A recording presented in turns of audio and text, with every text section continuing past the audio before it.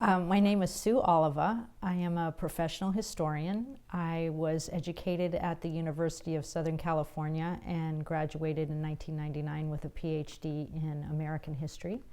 I have my own company called Legacy History, where I have primarily worked for people of note who have a large historical collection, such as Mrs. Robert F. Kennedy. I lived with her for 4 months, helping her go through her home and categorize and catalog all of her husband's things that had been left in 1968 when he died. I've worked for Mrs. Marilyn Monroe's estate. A large cache of her personal items was found, and I helped write a museum retrospective for them. I've worked for Sally Quinn and Ben Bradley. I've done 5 projects for them, beginning with cataloging and writing a history of a home that they owned where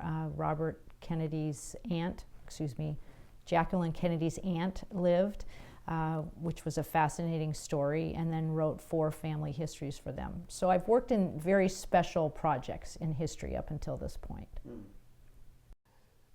As part of your methodology, you follow basically what we would term the scientific method. That's correct. You gather evidence and you follow it wherever it takes. Right, form a hypothesis, and then as a historian, the gold for us is primary source documents, which are documents written at the time of the event that you are researching.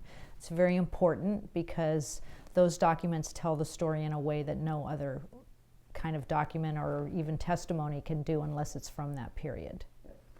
And you use that original source documentation for one of your recent books? I did. There's a gentleman named Dr. William Sadler who lived in Chicago from 1875 to 1969. He was married to Lena Kellogg Sadler, who was in the Kellogg family from Battle Creek, Michigan. She was also a doctor. They went to medical school together, highly unusual at the time. And they had very professional day lives where he was a physician, a surgeon, and a psychiatrist, and she was an OBGYN. And at night, they had a remarkable occurrence happen in the early 1900s that led, after 4 decades and about 400 people walking through their door, to a book called the Urantia book, which is a spiritual text of 2,000 plus pages that tells the story of God and the whole universe we live in and the story of Jesus. This is a massive book.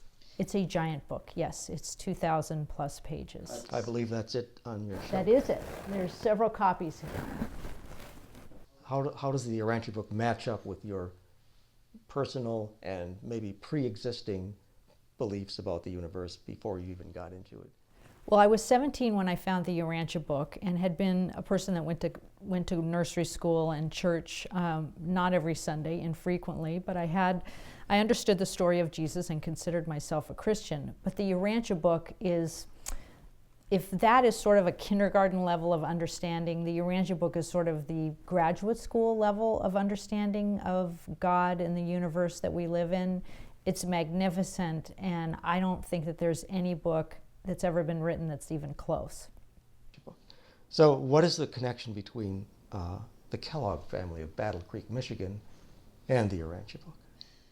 There's a fairly big connection because Dr. Sadler's wife, Lena Kellogg Sadler, was in that family. She was born and raised, actually she wasn't born in Battle Creek, but went there as a small child, and she grew up near her uncle, John Harvey Kellogg, who was a major powerhouse in the early 20th century, as was his brother, W.K. Kellogg, who started the Kellogg's Cornflake Company. So from an early age, both Dr. Sadler and Lena were Seventh-day Adventists, and the sanitarium called the San that was in Battle Creek was one of the most important resorts in the United States in the early 20th century, and everyone of note went there. So when Dr. Sadler was 14, his mother moved him there, and this was a child from a small town in Indiana who ends up at one of the world's great resorts, seeing presidents, the most famous people in the world, along with John Harvey Kellogg, all underneath this umbrella of a spiritual faith of Seventh-day Adventism, it was very powerful for him. And I believe probably he was a chosen one. John Harvey Kellogg was his mentor, as was the prophetess of the Seventh-day Adventist Church. He was recognized early on as a very exceptional person. And so for him, it was like this incredible nest where he got to fly from. So the Kellogg family, who also, they got stock in the Kellogg company early on, which helps sustain them throughout their life. So yes, they were very well tied in, and it was a very important family aspect for them. Would you say your conclusions then are congruent with the character or personality of Dr. Sadler as you've come to know him through your research? Yes, I would say I feel that I have a fairly good understanding of Dr. Sadler from the research I've done. He was a man extremely smart. He was a go-getter, a self-motivated person. He excelled at everything he did. He was a fairly well-known orator. He wrote 43 books during his lifetime, which he liked to think of himself as a compiler and a popularizer of certain medical ideas that were not understood by lay people during that era. So his books were primarily fairly easy reads about different aspects of what he called the mind cure or things like that. He loved to tell stories, according to the oral history. He was quite funny. He was a small man, about 5'3", and rather rotund in his later years. And he enjoyed an audience, for sure. Mm-hmm. He had a multifaceted kind of personality, because not only was he extremely bright, he was also extremely well-spoken. And he was dedicated to helping human beings who were suffering from mental illness and fear, primarily, in that he saw people in religion who believed in God still had a lot of fear, so he spent a lot of time in his life trying to ease that, ease suffering and help people have faith. Would you classify him as a progressivist? He was definitely a progressive. Like most upper-class white people of his day, conservative, and were following, as far as the progressive, the social gospel. He was definitely a man who would be considered in the social gospel, where they realized that there needed to be a practical side of Christianity that would help the common man, and he was certainly dedicated to that. That was considered one of the main aspects of progressivism, and he definitely was right there. That included eugenics. His wife was instrumental in getting vaccinations for children in Illinois and actually nationally. So yeah, they worked, I would say, pretty much around the clock for the things they believed in. I mean, back then, the progressive movement also included conservatives as well. Yes, it did include conservatives. I mean, these were usually the ruling class of people who, were being influenced by some of these incredible thinkers out there who wanted to make, they realized that the Industrial Revolution had actually harmed a lot of people, because life on the farm was non-existent for most people, and they had to work in big factories, and it wasn't a great place to work, and they were working a lot of hours. And so people who were progressives then were people that were trying to make life better for these people. And the Sadlers did that through medicine, where other people were doing it through labor or housing or something else, but their specialization was medicine, and that's where they focused their attention. Dr. Sadler more on mental medicine to a large degree, and Lena on women and children. So there they are, the Sadlers, progressives, very busy writing books, they have their own practice. What else comes into that picture fairly early on in their careers? Well, at about 1911, 1908, Dr. Sadler reportedly had a patient who was speaking in his sleep at night, lived in the same apartment or an adjacent apartment building, and he and Lena went down there, and the gentleman was speaking. The wife couldn't wake him up. Dr. Sadler couldn't wake him up, And this man became a patient of Dr. Sadler's, and he was purportedly being the channel for a group of celestial beings who wanted to bring the Urantia papers to this planet. That process began, we're not sure, somewhere 1908, 1911. Dr. Sadler wrote that he had 250 night sessions between that period of time and about 1923, where he had a stenographer there taking voluminous notes, as he said. Mm-hmm. And in 1923, Dr. Sadler had his son, while he was out of town, invite some patients and good friends into their home to have a Sunday salon, which started in 1923. And during one of these meetings, someone asked if he had ever had a case that he couldn't solve. And Dr. Sadler told them about this, what he called the sleeping subject at that point. And they were so fascinated that this was a man who was supposedly giving all this information from celestial beings, that became the focus of what became the forum at the Sadler's home, which went from 1924 to 1942 officially, where this 196 Urantia papers were indicted through this patient. At least that's the story. That's the origin story, yes. And your research would lead to a slightly different scenario?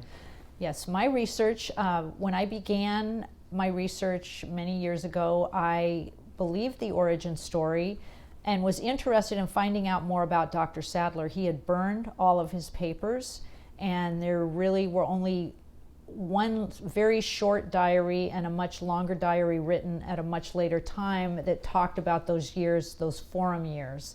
And so over years, I did a lot of research. I went to many archives, the American Medical Association, the National Institutes of Health, W.K. Kellogg Foundation. I went to either wrote or visited about 25 different archives and tried to pull together this story of Dr. Sadler and his wife, Lena. And while I was in between that research, I did a lot of reading on the history of other sacred texts, how the Bible was written, the Book of Mormon, the Quran, and started to understand that the Urantia book had some similarities with a lot of these texts, as well as being very unique. So you're kind of leading up to the proposition that Dr. Sadler himself was a prophet. As I was doing the research and I started to compile all these different aspects of the history of the writing of the Urantia book, it occurred to me that Dr. Sadler might have been, and in my opinion, most probably is, the contact for the celestial beings as the book was coming through. His writing style, some of his philosophy, things that he said, and the fact that he was the one common element during this whole period sort of pointed the finger at him. So my conclusion was that he was more than likely the sleeping subject. Yes. And are there other converging lines of research or evidence that have come in to inform your decision? Well, they all pointed to Dr. Sadler as well in different ways. Matthew Block is an independent scholar who, for the past 20 plus years, by happenstance, started to find books that were what we call source books for the Urantia book. The Urantia book states in its pages that it used human sources wherever it could before resorting to direct revelation, because that is a better building block for human beings since it's knowledge that's already there. And Matthew started finding these books, and he's found over 100 texts now which are unmistakably source texts for the Urantia book.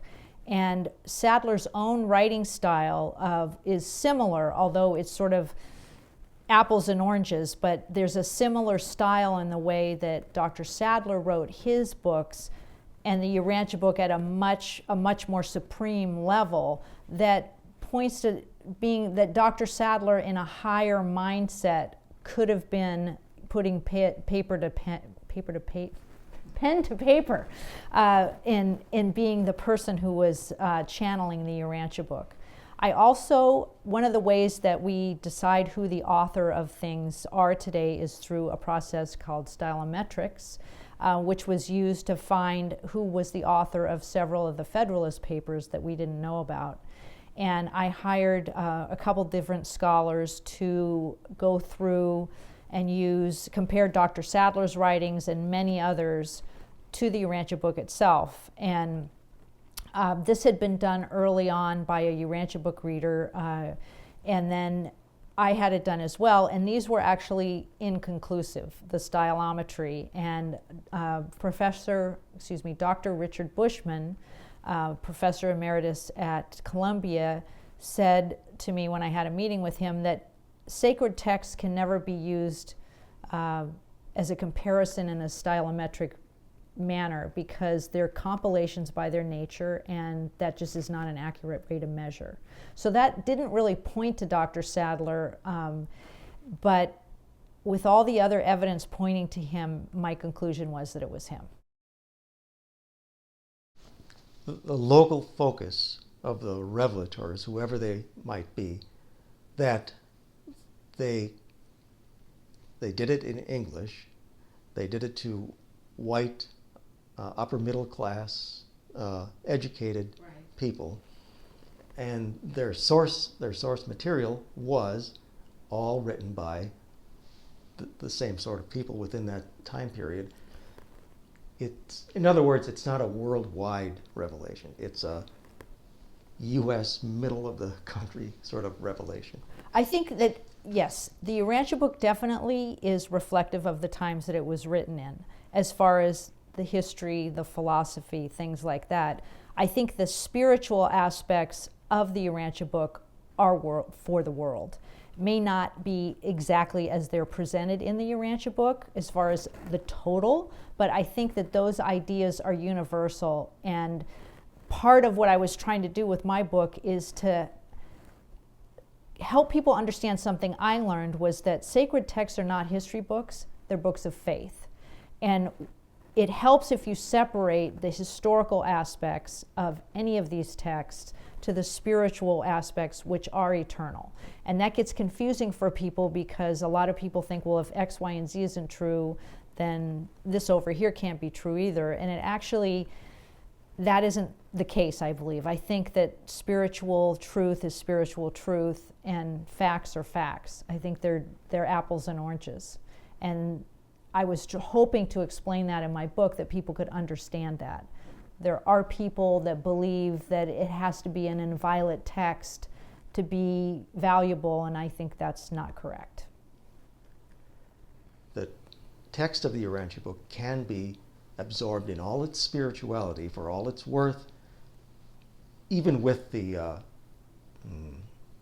less than perfect ascriptions in science, in history, and so on. Yes, I think if we understand how sacred texts have been written, and that it would be odd if it didn't match the early 20th century or mid 20th century when it was written, because this was a group of people that was actively involved in this text of asking the celestial beings questions. If things came back that were of 1980 or 2000 or 2050, that would not have resonated with those people at the time. I think it would be far weirder, frankly, if the book didn't reflect the time it was written. It makes sense that it reflects the time it was written. That's what it should have done, and that's what it does. I think it's up to a mature religionist, so to speak, to be able to decipher that. I think critical thinking is part of the essence of growing as a human being on every level, and I think the Urantia book demands that.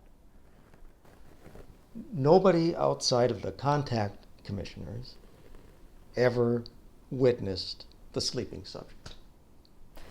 No.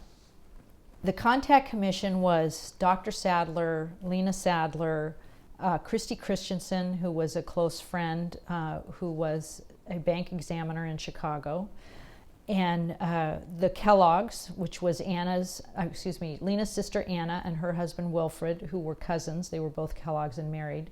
and then at a later time, Bill Sadler Jr., who was the Sadler son. Mm-hmm. Those people were the contact commission. They were the only people who knew the identity of the sleeping subject and whoever purportedly saw him in action. Right. So it's a closed circle. It's a closed circle. I see.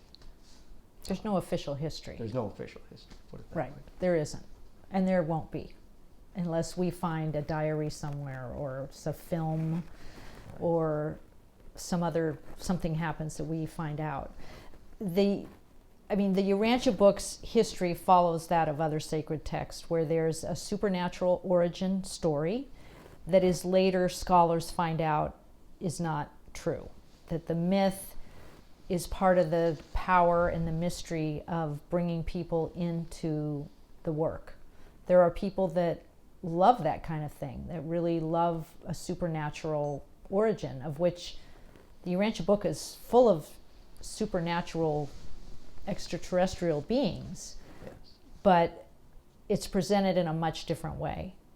We're never going to know who wrote the Urantia book. We'll never know. I am putting an idea out there in my book so that we can talk about it, because I think it's interesting. In the big picture, does it matter exactly which human being it was? No. It's interesting. I'm a historian. I wanted to go through and put down on the record what I could find. And I think we should have a conversation about it. And I think we should also be able to talk about origin versus the book itself versus what our real spiritual life is. The origin story is the origin story. Many people are very attached to that. If that's wrong, then the whole book is invalid. There are people that feel that way about the book itself, if there's anything wrong, as you've pointed out. But when it all comes down to it, the point of the Urantia book is to help us have a full relationship with God. And so the Urantia book itself is not a religion. It's helping us get to a real religion, which is that personal relationship with God and each other. Exactly. And I think that's an important thing to specify, that it's not a religion. It's maybe the source of some religious beliefs, which are entirely idiosyncratic to each person. That's true. Within the biographies of genius, there's a frequent allusion to a phenomena that's like channeling. For example, I don't know, Bob Dylan, on a 60 Minutes interview quite a few years ago, said that during the 1960s, he would sit down and the words would just come out of him from somewhere else. And he was just there to write them down. Is this in any way like the channeling you're attributing to Dr. Sadler? In some ways, yes. In some ways, no. I mean, I think all of us, that version of genius which you're describing is from the 19th century, which was popular to believe that Mozart and every genius in every category would sit down and they would just basically download a masterpiece. And we now know that Mozart struggled mightily over his music. I think initially, someone like Bob Dylan, it may be true that he wrote it down and it was pristine in that form. I don't know. I haven't done that study. I do know that Dr. Sadler said actually a pretty similar thing, that the words would just appear in front of him like they were on a screen and he would just dictate them. Dr. Sadler didn't write anything. He always dictated and had it typed up. But I think the difference in the Urantia book in that aspect is that initially it may have happened that way, where there was a downloady kind of a thing or a channeling. But the difference in the Urantia book is there was a refinement, because there was a group of people called the Forum that would read that paper and ask questions, and the process would repeat, and the following week they'd read the revised paper. I don't know of any other sacred text that's been written that way, and this was over decades. And I think, so it's a little bit of a hybrid of what we're both discussing, is that yes, there was some kind of a channel that was opened up, whether it was Dr. Sadler or somewhere else, but it was a back and forth between the powers, the celestial powers that be, and the human beings. It was a partnership in the writing of this text. So you're not saying that it's impossible that there weren't actual celestial personalities communicating through Dr. Sadler? No, I'm not saying that. I don't know. It's hard, when you read the Urantia book, it's hard to imagine a human being could do that on their own. If Dr. Sadler happened to do that on his own, he's up there like past Leonardo da Vinci. I think that something was happening to him that he could not explain, and the result was the Urantia book. And the mystery, for those of us that read it, is there. I mean, we don't know how it was written. He couldn't explain it. I mean, when people asked Dr. Sadler, he would say, if I told you every single thing I know about it, you wouldn't understand it because I don't. Now, this is the guy that was involved there who said he was having conversations with celestial beings. He couldn't explain it. So I don't think we ever will be able to explain it. You've stepped on a few toes with the publication of Yes, your I have. book. And if you had to say anything to those people, what would you say to them? I would say I actually understand how they feel, because before I started my research, I would have made many of the same arguments that they are currently making to me. It wasn't until I spent years of reading and researching and thinking about this that I could even begin to entertain the idea that Dr. Sadler may have been the sleeping subject. I'm not sure I would go as far as some of the people done to call me evil for writing a book that postulates a new idea that's unfamiliar and for them abominable. I don't find the fact that Dr. Sadler may have been the sleeping subject in any way troubling. We know it was a human being. If it was a person like Dr. Sadler, I think that's fine. It doesn't matter to me that there was an origin story purportedly from him that he frankly told a lot of people of the sleeping subject. This was a famous, well-known man who really didn't want it out there that he was in a relationship with celestial beings. I mean, that would have killed his practice immediately, not to mention harmed his family. So I think if you look at this as a social scientist would, look at the period of time, look at who this man was, it makes sense that the origin story would have developed the way it developed, and that we would find out. I think he believed that the truths in the Urantia book would withstand that, and I think they do. It actually makes more sense than a lot of the other stories. Well, it does to me now. I mean, when I first got the Urantia book at 17 years old, I thought every word in there was like just dictated from a celestial being. Mm-hmm. And now, after becoming an adult and a scholar and going back and looking at it and knowing that there are aspects of the Urantia book that are questionably true in the science areas and history areas, it makes a lot more sense that there would be, that it was a human and divine partnership that created this book, and that we're human. There's mistakes. It's not perfect, but it's the best book I know to explain the universe, who we are, and where we're going.